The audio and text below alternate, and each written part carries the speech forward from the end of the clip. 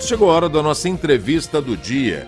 A vitamina D é essencial para a absorção do cálcio e dos ossos e ainda pode ter outros efeitos para a saúde. Como as fontes alimentares são escassas, a principal fonte nos seres humanos é a produção cutânea catalisada pelos raios solares, UVB. No entanto, a mesma radiação que leva à produção da vitamina também pode ser cancerígena.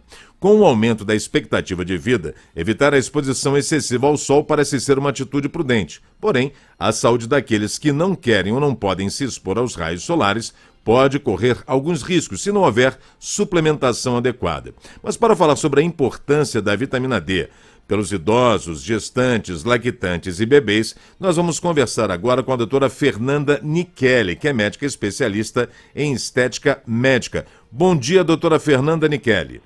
Bom dia, Pedro. Tudo bem? Tudo ótimo. É um prazer recebê-la aqui no Revista Brasil. Eu informo a senhora que o nosso programa está em rede com a Rádio Nacional da Amazônia. Portanto, a senhora se dirige a todos os ouvintes desse país e participa dessa entrevista também o nosso âncora da Rádio Nacional Rio, César Fatioli. Tá certo, doutora? Claro, é um prazer estar contigo com os ouvintes todos aí. Tá certo. Doutora Fernanda Nichelli, nós estamos passando, vivenciando um momento único em nossas vidas, né? Essa pandemia do coronavírus que atingiu todo o planeta e várias receitas, vamos dizer assim, para nós nos livrarmos do coronavírus e enfrentarmos a Covid-19 são repassadas em redes sociais, em sites, enfim. E todos dizem o seguinte, a mesma coisa, que é importantíssima a vitamina D durante esta fase. Isso é uma verdade? É muito importante esse ponto que tu estás tocando, porque essa questão da rede social globalizar a informação tem trazido muito fake news. O que nós, médicos, podemos passar para vocês com segurança? Não existe nenhum estudo científico indexado em literatura médica que comprove que a vitamina D, sendo administrada em altas doses ou aumentando os níveis de vitamina D no organismo do indivíduo, preveniria que esse paciente adquirisse o vírus que causa a Covid. Não existe isso comprovado. Uhum. Tá? Isso é muito importante porque aconteceram realmente algumas notícias em relação a isso, a um soro que estaria sendo administrado com vitamina D. O que é importante dizer é que sim, vitamina D é extremamente importante. A gente pode até discutir a importância dela. Agora, o que não pode ser afirmado é que tu, administrando vitamina D, tu vai evitar que esse paciente adquira o vírus ou tu vai tratar a Covid. Isso não é verdade. Aliás, a senhora fez uma observação que o programa sempre tem repassado para os ouvintes, não é para não buscar informações em redes sociais, e sim nas secretarias de saúde municipais, estaduais e também do governo federal, do Ministério da Saúde. E foi muito bom a senhora ter dito exatamente isso sobre a vitamina D, que existe uma grande verdade e uma grande mentira, né? A verdade é que a vitamina D é importante, para a absorção do cálcio dos ossos, mas também é uma grande mentira você preconizar, divulgar que a vitamina D é de fundamental importância e talvez a substância adequada para a cura da Covid-19. Isso é uma grande mentira, né? Agora, eu vou para o Rio de Janeiro, porque o nosso âncora da Rádio Nacional Rio, César Fatioli, tem uma pergunta para a senhora. Fatioli, por favor. Dessas dicas que têm sido passadas por rede social, alguma se aproveita? Ou a ansiedade faz com que as pessoas procurem se agarrar na primeira crença disponível, passar adiante, às vezes com a melhor das intenções, e nada daquilo serve para nada? Bom dia, Fatioli, tudo bem? Bem, em primeiro lugar, seria muita prepotência da minha parte dizer que as informações todas em redes sociais não são verdadeiras. Muito pelo contrário, existem excelentes médicos, colegas que passam, sim, informações verídicas. Na verdade, nós transmitimos informações verídicas. Esse é o nosso papel enquanto médico, enquanto profissional da saúde. O que eu acho importante para que o cidadão que não saiba, o leigo, pense no momento de definir tal dica ou tal informação como correta ou não. Existe o site do Ministério da Saúde, da OMS, que é a Organização Mundial da Saúde, que é de fácil acesso à internet. Assim como tu estás numa rede social, tu podes acessar o site deles. e nessas páginas existem informações fidedignas, nas quais nós podemos nos basear. Porque, infelizmente, também existem profissionais que passam informações que muitas vezes não são estudos científicos que possam ser realmente de segurança, de relevância. Existe a pseudociência, que é aquela ciência que não tem estudo, que realmente, sem viés, nós possamos confiar. Então, isso não deve ser propagado, né? Não deveria fazer parte da propagação médica. Então, não todas as informações não estão incorretas, mas também todas as informações não estão corretas. Eu acredito, né, doutora Fernanda Nichelli, que esses sites, né, essas redes sociais, esses sites, eles devem ser explorados pelas pessoas diretamente com os seus médicos, né, seus consultores. Uma coisa é você ligar para o seu médico e pedir para que ele envie pelo smartphone uma mensagem com os cuidados que você deve ter em relação a determinadas doenças, né? Porque ele conhece realmente, você conhece seu corpo. Agora, buscar automedicação é um crime, né? Aliás, nós temos um dos grandes problemas do Brasil é a automedicação, né? As pessoas muitas vezes cometem até um suicídio, né? Ao se medicarem com determinados antibióticos, anti-inflamatórios, que não são recomendados, não é verdade?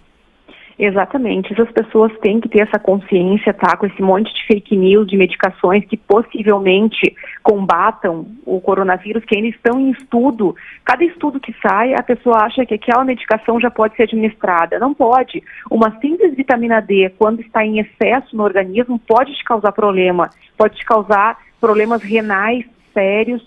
Então a pessoa tem que ter essa consciência que às vezes até uma vitamina que parece tão inofensiva, se for administrada da forma errada, ela vai te causar algum malefício no corpo. Uhum. Agora, a exposição solar por alguns minutos bem cedinho é interessante, né, doutora?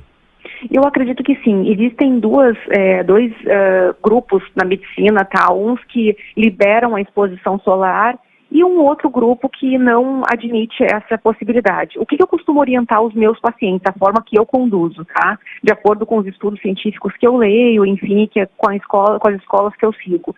Que esse paciente que tiver a oportunidade de tomar em torno de 15 minutos de sol, por volta das 9h30 da manhã, que é um sol que não é tão agressivo, em áreas que não estejam comumente fotoexpostas, o que quer dizer isso? Por exemplo, o teu rosto, o dorso das tuas mãos, o teu colo, geralmente tu toma todos os dias um sol indireto. Então já são áreas que teriam maior propensão a um câncer de pele, tá? Teoricamente. Então passa filtro solar nessas regiões. E as outras regiões, 15 minutinhos, por volta das 9h30, 10 horas da manhã, as pernas, por exemplo, que comumente estão cobertas de sol, pode-se tomar um sol ali nesse momento para que possa, enfim, ter o benefício da vitamina D, tá? Tá certo, doutora Fernanda, eu vou voltar ao Rio de Janeiro, que o Fatioli tem outra pergunta para a senhora. Fatioli, por favor. Que tipo de precaução adicional se recomendaria diante do fato de que a exposição solar tem que ser limitada? Adianta complementos? Aí não por causa do coronavírus, mas porque a falta da vitamina C debilita outros aspectos, em especial gente exatamente do grupo de risco que são os idosos. A origem dessa história é uma constatação na Itália de que em função dos exames que foram feitos na época, uma parcela muito grande dos idosos tinha problema de vitamina D lá, de avitaminose D. Claro que a insolação é diferente, né? Mesmo talvez nas áreas litorâneas em comparação aqui com o Brasil. Mas existia esse problema, foi isso que chamou a atenção. Que tipo de recomendação se dá para manter a vitamina D em dia? Tá bom, só uma observação em relação a essa conclusão, tá, dos idosos que a gente tem que pensar. Tu não pode pegar um grupo de pacientes que têm o vírus e procurar alguma coisa em comum naquele grupo e aí, por exemplo, tem uma hipovitaminose de vitamina D e achar que a causa dessa hipovitaminose é a causa da doença. Existem outros viés que são muito importantes de serem, vamos dizer assim, avaliados numa situação dessas. tu pegares um grande grupo de idosos no Brasil que não tem o coronavírus, eles também vão ter uma hipovitaminose D. Então isso a gente tem que pensar no momento de tirar uma conclusão dessas. E eu acho que muito desse engano, dessa fake news, foi baseado nisso. Tá? Só uma observação que eu gostaria de fazer. Em relação à vitamina D, como paciente, como é que a gente administra essa vitamina D? Ela só deve ser administrada com uma orientação médica. Ninguém deve ir até uma farmácia, comprar vitamina D e tomar, até porque existem várias dosagens, 1.000, 2.000, 50.000. Como é que o médico se baseia? Faz um exame laboratorial, sanguíneo. Nós dosamos lá 25-hidroxivitamina D, sabemos como é que está o nível sérico daquele paciente e, de acordo com a necessidade dele, nós administramos uma posologia, seja via oral, seja, enfim, injetável, se algum médico quiser, mas eu ainda prefiro a via oral ou sublingual, para que esse paciente se faça um cálculo e se administra e vê como que o nível sanguíneo desse paciente vai reagir, para que ele mantenha sempre o nível sérico adequado de vitamina D.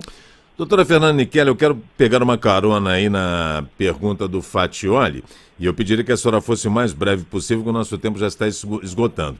Mas tem uma pergunta aqui do nosso sonoplasta, João Cláudio, que ele tem uma deficiência de vitamina D. E ele queria saber, ele já está orientado pelo próprio médico, mas ele gostaria de saber o seguinte: se é recomendável recuperar essa taxa normal de vitamina D por comprimidos, né, com determinadas unidades que serão dadas, tem de 2.000, 5.000, 7.000, ou se também pode ser, essa reposição pode ser de maneira injetável? Existe a possibilidade da administração de vitamina D injetável, mas são alguns casos que nós lançamos mão dessa posologia injetável, tá? Via injetável, intramuscular. O que eu oriento sempre? Esse paciente tenta fazer via oral, que é a maneira mais comum. Uhum. Se esse paciente não responder pelo motivo que for, além de uma outra investigação, alguns médicos lançam mão da forma injetável. Mas eu não orientaria, se fosse meu paciente, não tem problema nenhum, se tem uma hipovitaminose, é rígido, inicia via oral ou sublingual, né? É via oral a sublingual ou comprimidos, né? Eu quis dizer essas duas opções, do que a injetável num primeiro momento. Mas isso é uma questão minha, essa é a maneira que eu conduzo. Pode ter colegas que façam injetável, que essa seja a forma que eles julgam correta. Mas o importante é ele seguir a orientação do próprio médico, né? Isso é que é mais importante, né? Doutora Fernanda Nichelli, olha, foi um prazer enorme recebê-la aqui no Revista Brasil. Desde já, eu agradeço a atenção que a senhora se dispôs a dar a todos os ouvintes da Rádio Nacional em todo o país. Tenha uma ótima quarta-feira e aqui de um leigo para uma especialista. Cuide-se também, doutora. Muito obrigada, foi um prazer estar com vocês. Um bom dia. Bom dia para a senhora. Esta foi a doutora Fernanda Nichelli, médica especialista em estética médica, falando sobre a importância da vitamina D na absorção do cálcio e dos ossos para também não ter outros efeitos maléficos à sua saúde.